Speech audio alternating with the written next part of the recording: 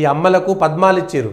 పద్మ అవార్డులు ఎవరికి నచ్చినా నచ్చకపోయినా నరేంద్ర మోడీ సర్కార్ వచ్చిన తర్వాత మంచి అవార్డులు ఇచ్చారు. అత్యద్భుతమైనటువంటి నా వ్యక్తిగతమైనటువంటి అభిప్రాయం, ఎవరైతే వనజీవి రామయ్య లాంటి వాళ్ళకు, మందకృష్ణ మాదిగ లాంటి వాళ్ళకు, ఇట్లాంటి వాళ్ళకి ఎవరికి ఇచ్చారు?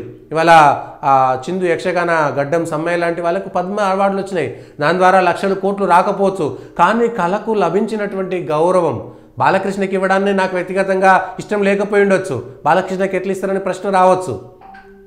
అట్లా జరిగిపోతుంటాయి. రాజకీయాల్లో అవసరాలు ఉంటాయి. భారతీయ జనతా పార్టీ కూడా ములాయం సింగ్ యాదవ్కి ఇచ్చింది, శరద్ పవార్కి ఇచ్చింది పద్మ అవార్డులు. అనేక మంది కార్యకర్తలకు కోపం ఉంది, కానీ రాజకీయ అవసరాల దృష్ట్యా అనేకం జరుగుతుంటాయి. ఎస్, భారతీయ జనతా పార్టీ కూడా రాజకీయ పార్టీ, రాజ్యాంగంలో రాజకీయం ప్రకారమే సాగుతుంటాయి. భవిష్యత్తును దృష్టిలో పెట్టుకుని వాళ్ళకి వాళ్ళ అవార్డులు ఇచ్చి కొన్ని చేయాల్సినటువంటి పరిస్థితులు ఉంటే ఉండవచ్చు. కర్పూరి ఠాకూర్ లాంటి వాళ్ళకు భారతరత్న ఎందుకు వచ్చింది? ఇవాళ అంబేద్కర్ లాంటి వాళ్ళకు భారతరత్న ఎందుకు వచ్చింది?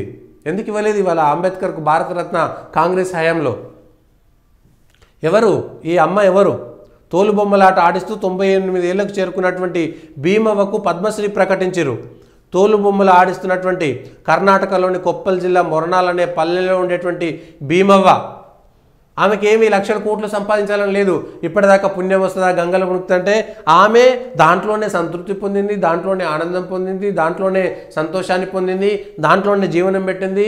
3 పూటల 2 సార్లు అన్నం తింటే సరిపోతుందిలే అనుకునేటువంటి విధంగా బ్రతికి అదే సంతోషం అనుకున్నది. తోలుబొమ్మల ఆటలోనే తన జీవితాన్ని వెతుక్కున్నది. 98 ఏళ్ల అవ్వకు పద్మశ్రీ అవార్డు వచ్చింది.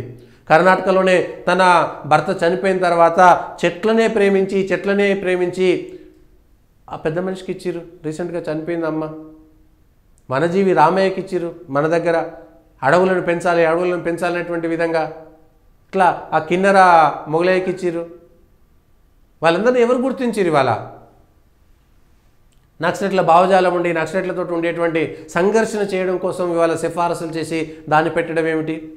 పద్మ అవార్డులకు సంబంధించినటువంటి అంశంలో కూడా పద్మశ్రీ అవార్డు పొందినటువంటి లోబో స్వరదేశాయ్ కూడా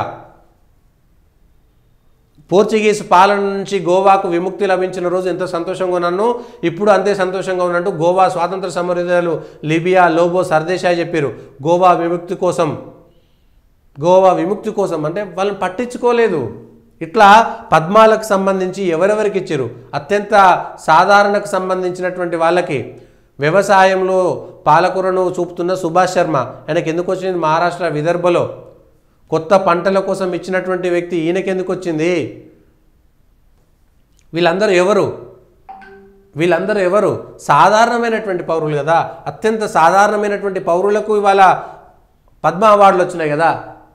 ఇవాళ నరేంద్ర మోడీ సర్కార్ వచ్చిన కాంచి ఇప్పటిదాకా ఎన్ని రాజకీయం కోసం ఇచ్చిరు, ఎన్ని ప్రజలను నిజమైనటువంటి వాళ్ళకి ఇచ్చిరు? ఎక్క యాదగిరికి ఇచ్చిరు కదా తెలంగాణలో, ఆయనకు పద్మశ్రీకి ఇవ్వడానికి అర్హుడు కాదా? వాళ్ళందరికీ తెలంగాణలో పద్మశ్రీ వచ్చినటువంటి వాళ్ళందరూ కూడా నిజమైనటువంటి వాళ్ళే కదా. వాళ్ళందరూ కూడా నిజమైనటువంటి గౌరవం పొంది వాళ్ళకి అర్హత ఉన్నటువంటి వాళ్ళే కదా. వాళ్ళ కోసం కదా మనం ఆలోచించాల్సింది. అది వదిలేసి ప్రతిదాన్ని రాజకీయమే చేయాలనుకుంటే ఏం రాజకీయం చేస్తామంటే ఏముండదు.